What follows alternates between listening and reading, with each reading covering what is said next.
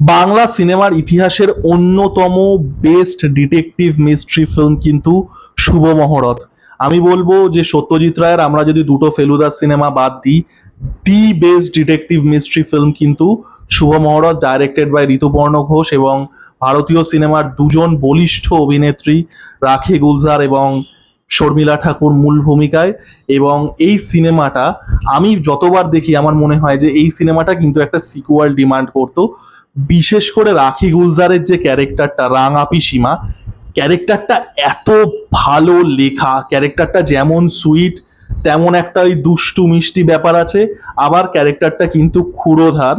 রাঙা পিসিমা কিন্তু মাছ কাটতে কাটতে, তরকারি রান্না করতে করতে, বিড়ালদের খাওয়াতে খাওয়াতে কেস সলভ করে দিতে পারে, যেটা একটা দুর্দান্ত ডায়নামিক, মানে একটা ডিটেকটিভ যার মধ্যে একটা ঘরোয়া ব্যাপারও আছে, ভীষণভাবে একটা ফেমিনিন ব্যাপারও আছে, প্রচন্ড সুইট এবং কিন্তু মারাত্মক ক্ষুরোধার ডিটেকটিভ।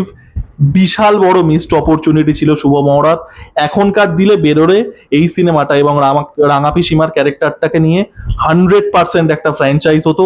আপনাদের শুভ মহরত কেমন লেগেছিল অবশ্যই জানাবেন, এবং যদি শুভ মহরতের সিকুয়াল হতো তাহলে আপনারা কতটা এক্সাইটেড হতেন সেটাও জানাবেন। Thank you.